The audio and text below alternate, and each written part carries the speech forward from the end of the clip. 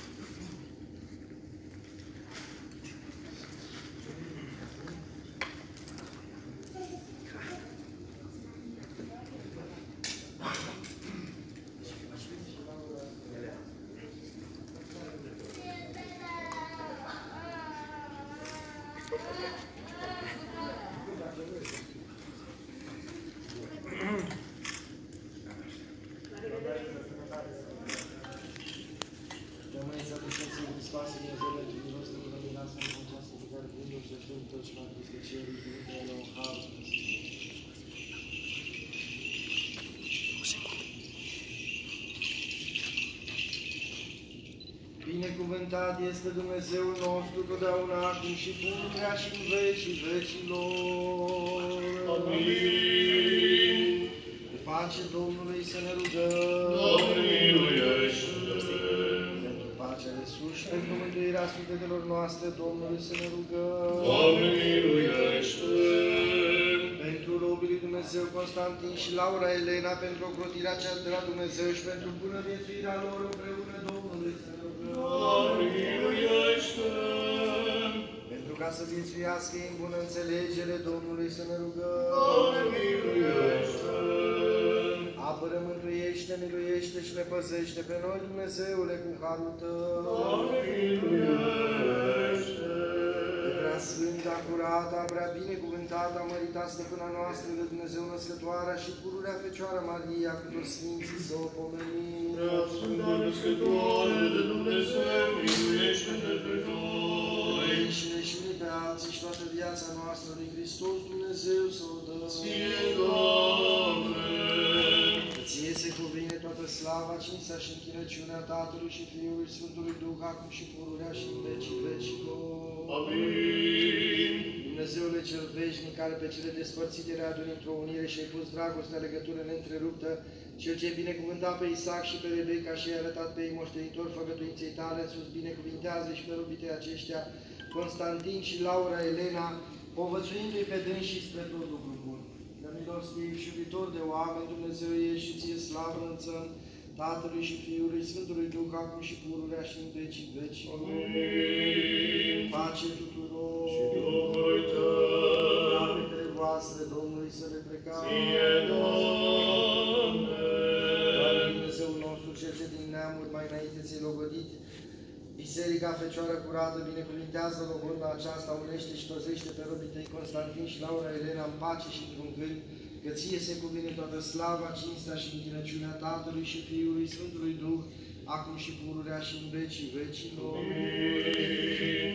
Se logodește robul Dumnezeu Constantin, curava Dumnezeu Laura Elena, în numele Tatălui și al Fiului și al Sfântului Duh. Amin. Se logodește robul Dumnezeu Constantin, curava Dumnezeu Laura Elena, în numele Tatălui și al Fiului și al Sfântului Duh. Amin. Se logodește robul Dumnezeu Constantin, curava Dumnezeu Laura Elena, în numele Tatălui și al Fiului și al Sfântului Duh.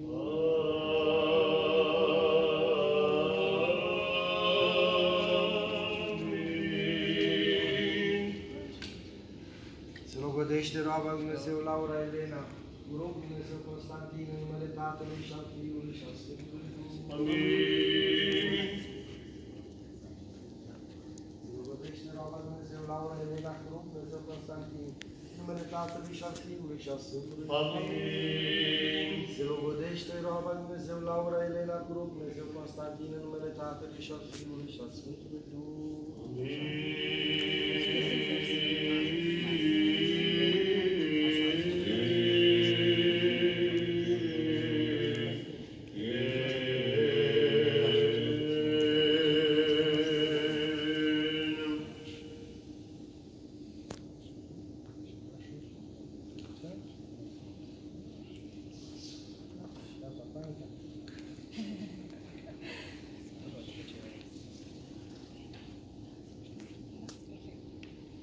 Domnului să ne rugăm. Doamne, miluiește!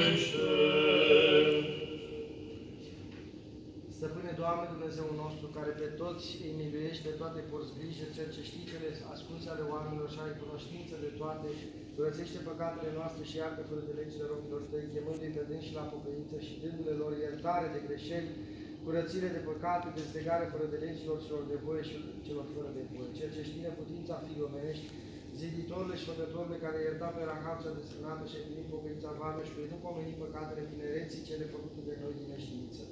Că te vei căuta să te fără de legi, Doamne, Doamne, cine va putea suferi? Sau cine se va îndreptăți înaintea Ta? Că numai Tu singur ești drept, fără de păcat, sfânt, mult milostiv, mult îndurat și spare rău de răutățile oamenilor. Tu, Stăpâne, cel ce însoți pe robii de aceștia, Constantin și Laura Elena, unește unul cu altul în dragoste, dăruiește lor întoarcerea vameșului, lacrimile desfrânate, mărturisirea tâlharului, ca prin pocăință din toată inima lor, într-un gând și în pace, făcând poruncile Tale, să se învrednicească și de împărăția Ta și cerească, pentru că Tu ești Izămisitorul tuturor și Ție slavă înălțăm Tatălui și Fiului, Sfântului Duh, acum și pururea și în vecii veci. Amin. Pace tuturor. Și Duhului Tău. Lavele voastre Domnului să le plecați. Ție Doamne. Doamne și Hristoase, cuvântul lui Dumnezeu celui ce Te-ai înălțat pe cinstită și de viață păcătoarea cruce, și ai rupt zapisul care era asupra noastră și ne-ai izbăvit pe noi din stăpânirea diavolului, curățește fără de legile robilor Tăi, pentru că neputând putea zăduful și greutatea zilei și aprinderea trupească, vin împreună la primirea anunții a doua, precum ai pus lege prin Pavel, apostolul vasul Tău și ales, care a zis pentru noi smeriții că mai bine este a se căsători în Domnul decât a arde. Însuți, ca un bun și iubitor de oameni, miluiește și iartă, curățește, slăbește și lasă greșelile noastre, că Tu ești Cel ce ai ridicat pe umeri neputințele noastre, că nimeni nu este fără de păcat sau fără de întinare, chiar dacă viața lui de o singură zi. Numai Tu singur ai purtat trup, fără a săvârși păcat și ne-ai dăruit și nouă nepătimire în viața de veci. Că Tu ești Dumnezeul nostru, Dumnezeul celor ce se pocăiește și Ție slavă înălțăm împreună și Părintelui Tău, celui fără de început, și prea Sfântului și Bunului și de viață, Făcătorului Tău, Duh, acum și pururea și în vecii vecilor. Amin. Domnului să ne rugăm. Doamne, miluiește! Dumnezeule cel Sfânt, care din țărână ai făcut pe om și din coasta lui ai făcut femeie și ai însoțitorului spre ajutor, pentru că așa a plăcut slavei Tale să nu fie omul singur pe pământ. Însuși acum, Stăpâne, întinde mâna Ta din Sfântul Tău local și unește pe robul Tău, Constantin, cu roaba Ta, Laura Elena.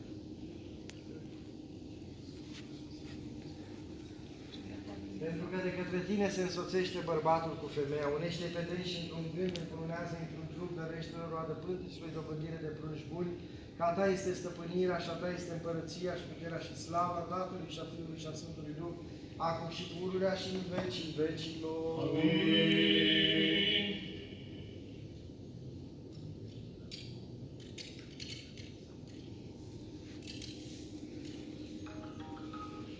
Se cunună robul Dumnezeu Constantin cu roaba Dumnezeu Laura Elena, numele Tatălui și a Fiului și a Sfântului Duh. Amin.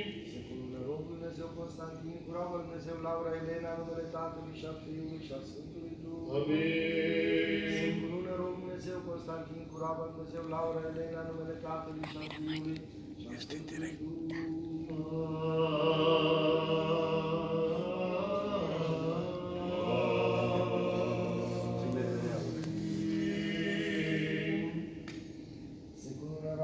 Dumnezeu, Laura Elena.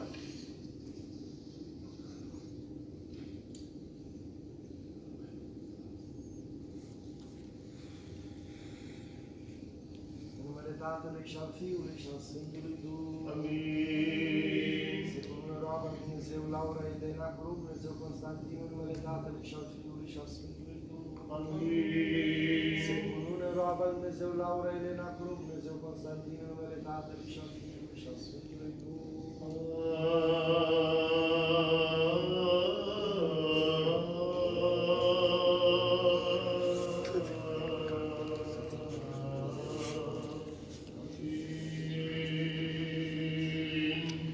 Doamne Dumnezeul nostru, cu mărire și cu cinste, încununează-i pe dânsii. Doamne Dumnezeul nostru, cu mărire și cu cinste, încununează-i pe dânsii. Doamne Dumnezeul nostru, cu mărire și cu cinste,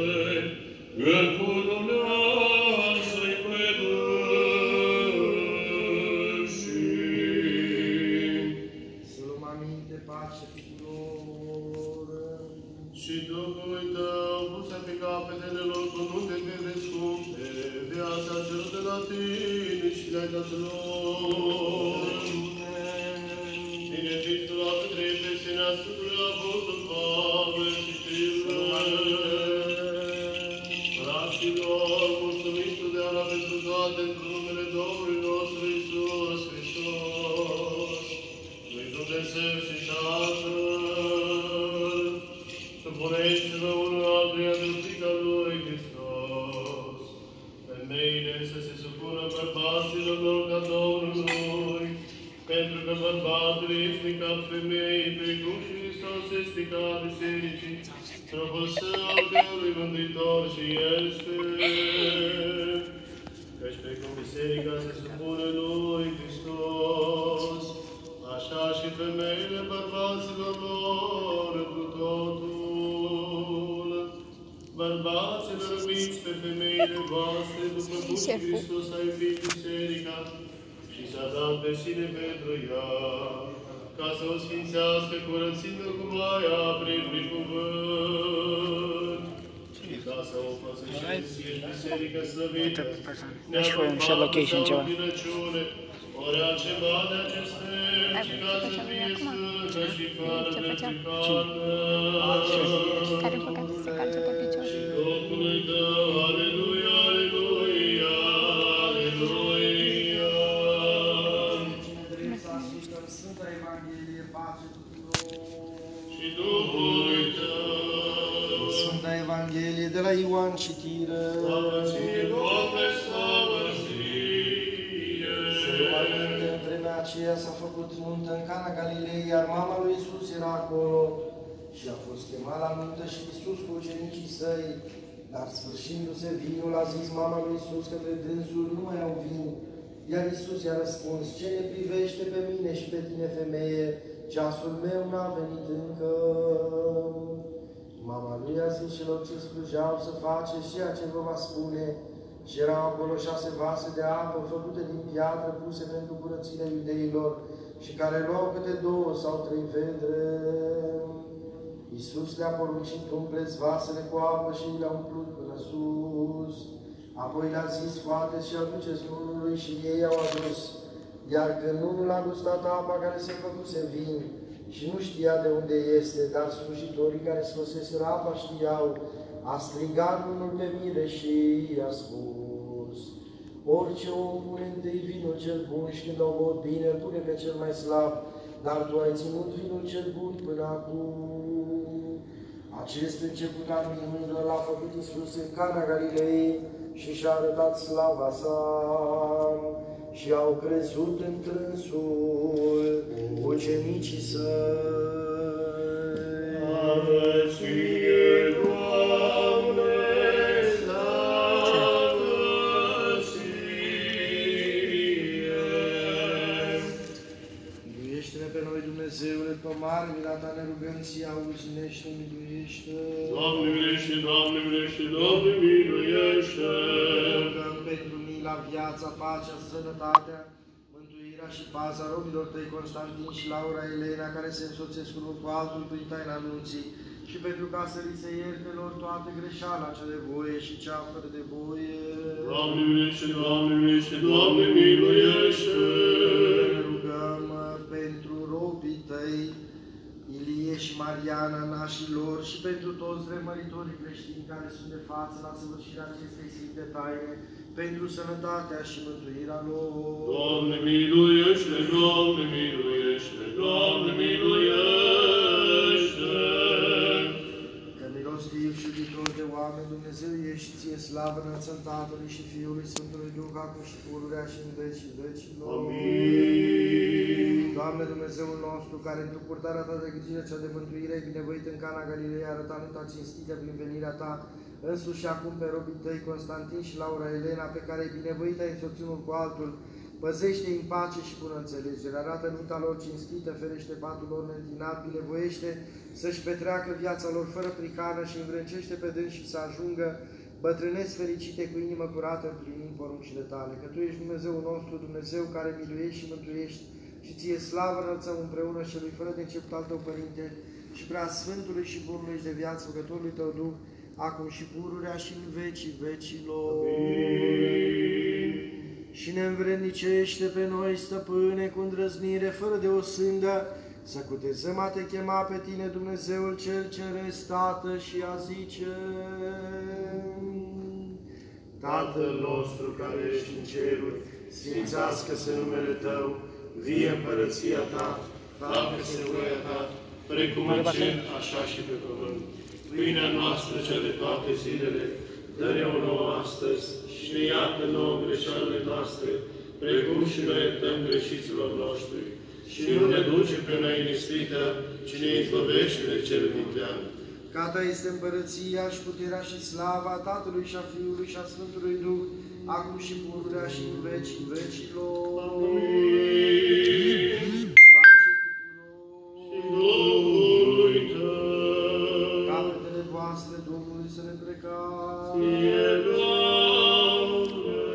Dumnezeule cel ce toate le-ai făcut cu puterea Ta și ai întărit pământul și ai înfrumusețat cu lumina tuturor celor făcute de Tine, și acest pahar de obște pe care l-ai dat celor ce se însoțesc prin unirea anunții, binecuvintează cu binecuvântare duhovnicească, că s-a binecuvântat numele Tău și s-a preaslăvit împărăția Ta, a Tatălui și a Fiului și a Sfântului Duh, acum și pururea și în vecii vecilor. Paharul mântuirii voi lua și numele Domnului voi chema.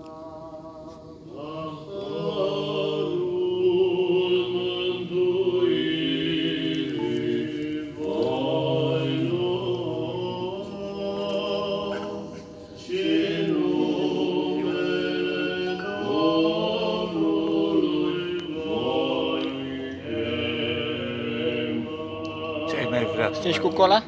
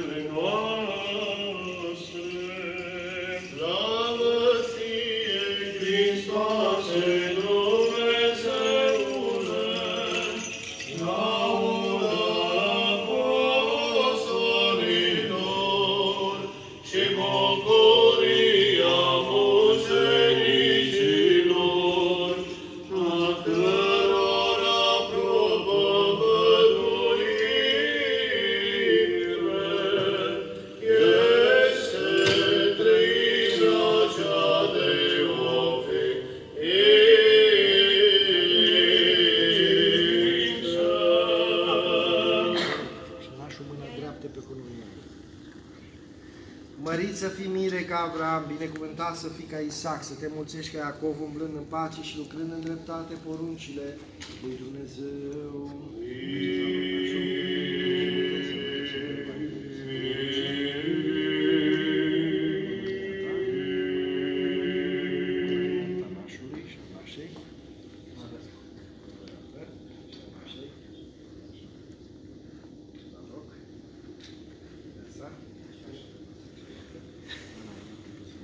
Ce? Este ea. Capul plecat un pic. În așa mâna dreaptă pe cununie, mâna dreaptă.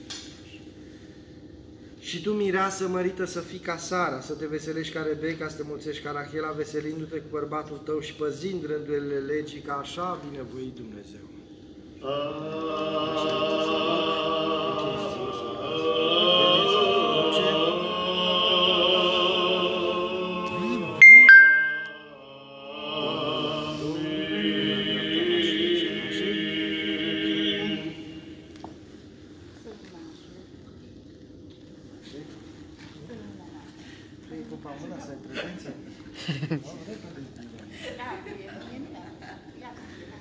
Domnului să ne rugăm.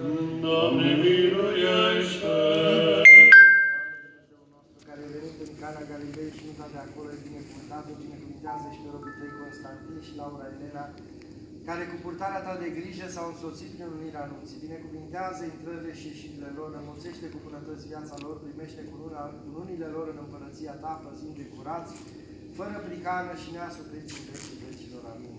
Tatăl, Fiul și Sfântul Duh, treimea și într-o sfântă și de o ființă și începătoare de viață, o Dumnezeire și o împărăție, să vă binecuvinteze pe voi, să vă dea vouă o viață îndelungată, naștere de prunci, bun spor în viață și în credință, să vă umple pe voi de toate bunătățile cele pământești, să vă îmbrednicească și de desfătarea bunătăților celor veșnice. Pentru rugăciunile preasfinte născătoare de Dumnezeu și ale tuturor Sfinților tăi.